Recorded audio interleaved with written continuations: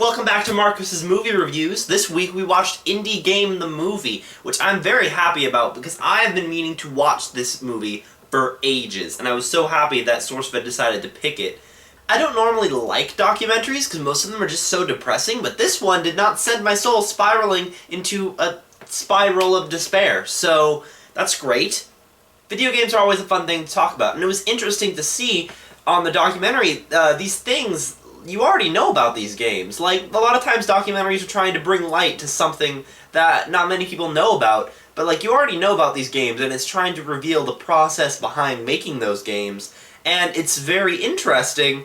I always knew that making a video game was hard work. I mean, especially for just like 2 people, it must take ages, because I can't even figure out how to get a coding program working. But I never really imagined the whole emotional journey that goes into making these games, and when you watch the documentary, you realize these people who go out there and like put everything on the line on this one game that they decide to make, they really are doing something that they truly enjoy, and it's the way they express themselves. And that's just really cool. Like honestly, video games really are an art form.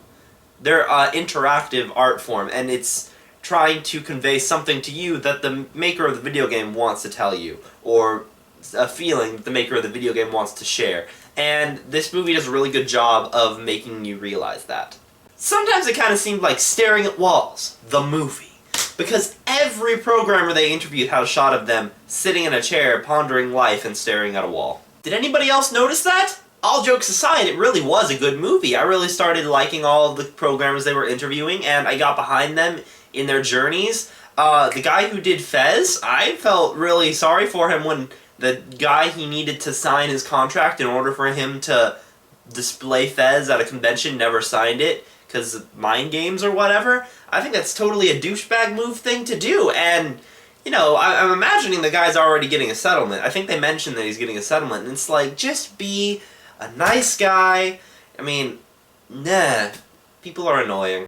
The world's annoying sometimes. It also reveals a bunch of little problems and stuff that you wouldn't really expect about video games that, like, never really crossed your mind. Like the whole Super Meat Boy not originally having a front place ad on the Xbox Marketplace the first day. I didn't notice that. Then again, I didn't really hear about Super Meat Boy on its first day. I heard about it after it got crazy super popular.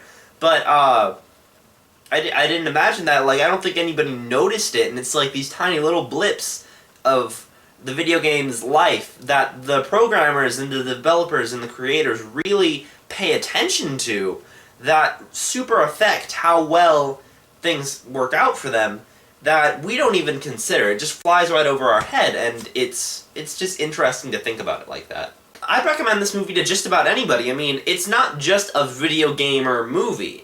I mean, obviously it appeals to them a lot. They'll connect with it a little bit more, but it's not just a movie about video games. It's a movie about, you know, doing what you enjoy and pursuing it, and the hardships that come with that, and the success you can achieve if you just keep on chasing what you believe in, and it's really nice. I had a good time watching it. I wasn't bored ever, and I really think more people should watch it. So yeah, that's that. I'll see you guys next week when I'm gonna figure out exactly what I'm reviewing then. Until then, I'm gonna play more video games, like I normally do. Alright, see ya!